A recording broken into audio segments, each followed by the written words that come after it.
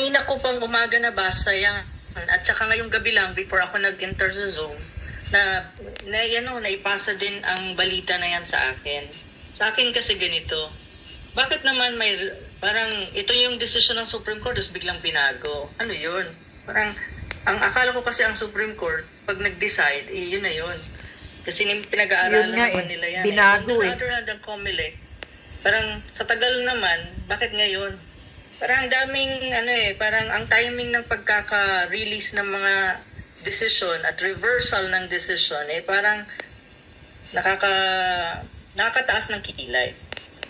Kasi kahit ako, parang nagigit na kasi si Mamba sa lahat ng ang si Mamba kasi nagigit na sa issue ng EDCA dahil dalawang EDCA sites or bases nasa probinsya niya At saka din mayroon din issue na si Lara, House Representative, may issue din siya dun sa mga Chinese students na nasa Cagayan, especially sa Tugigaraw, na sinasabi naman ni Mamba na hindi naman totoo. Tapos sinasabi din ng city ng Tugigaraw, pati ng higher education mga institution doon, and even, kasi pinanood ko ang press conference nila, sinusubaybayan ko yung issue. Hindi totoo yun, at saka walang ganun. Tsaka yung figures, bloated yun. At even the NBI, even yung mga concerned agency, nagpaliwanag na dyan.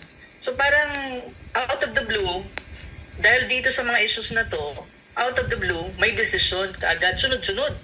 Sabi ko, ano yun? May chilling effect yan.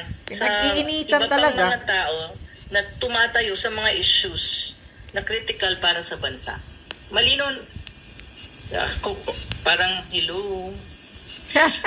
Sa akin, may sarili akong opinion dyan. Pero hindi ko kasi... ng resolution ang kanila pong City Council at ang laman po ng resolution ay kontra po ang mga taga-Davao sa war policy na gawin po siyang pulisiya ng pamahalaan, especially concerning in geopolitics. Ano po masasabi po ninyo na kahit malayo po ang Davao sa mga EDCA site,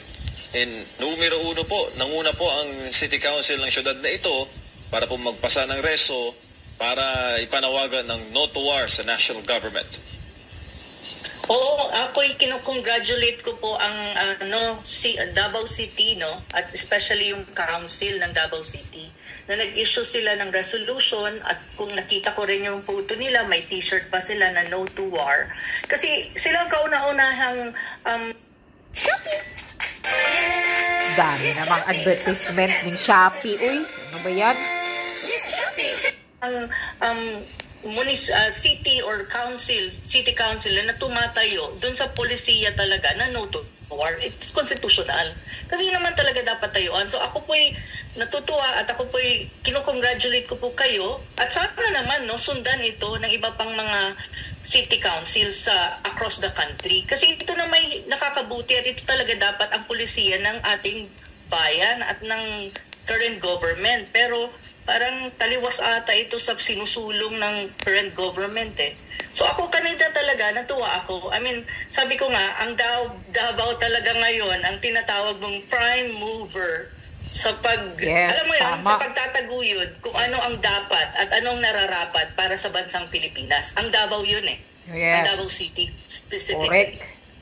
Davao lang ang mayroong freedom of speech. Diba, concerning, hindi naman nila maayos ang pagdala sa mga taong bayan sa Davao. Diba? Alam pa namin, Davao kami layo ng Mindanao Kung magkakaroon man ng mga gulo, tsaka una dyan sa norte. For some dyan sa Visayas area kung saan yung mga EDCA sites. Pero alam mo yun, sa panayam namin kanina kay Konsehal Tech, for ano ang gusto nila as a nation, yung kanilang panawagan na kailan pa ba tayo mananawagan? Yung may gera na, ngayon pwede pa nating i-avert at pwede pa nating pukawin o ibahin yung pananaw ng national government through concerted efforts ng mga mamamayan. Kaya nga yung sinasabi ko, hindi mo kailangan maging malapit sa EDCA sites o hindi mo kailangan maging malapit sa mga base militar ng Amerikano na naka-spread out, especially sa Luzon, Northern Luzon, para ka manawagan ng no to war.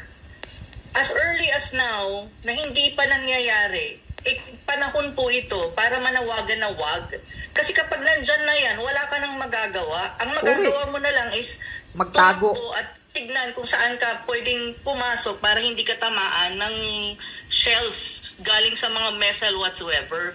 Kaya nga kami kanina din, naglunsad kami ng coalition No to US BBM proxy war. Kasi ang rational kasi dito, pigilan mo siya, wag mong hintayin na dumating siya. Kaya yung Davao City Council, ganun ang kanilang, yun din ang kanilang objective.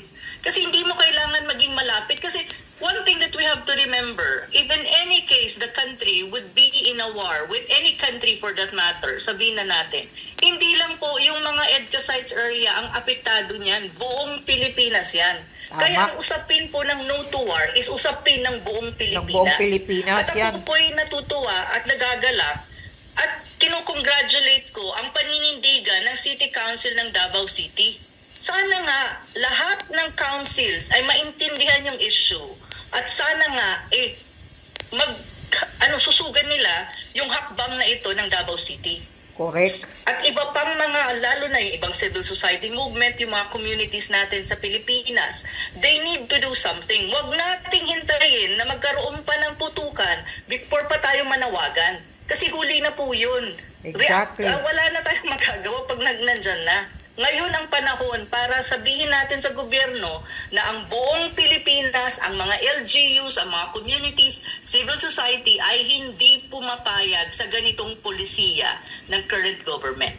And we want it reversed as much as possible, the soonest possible time. Yun dapat nating panindigan at this time.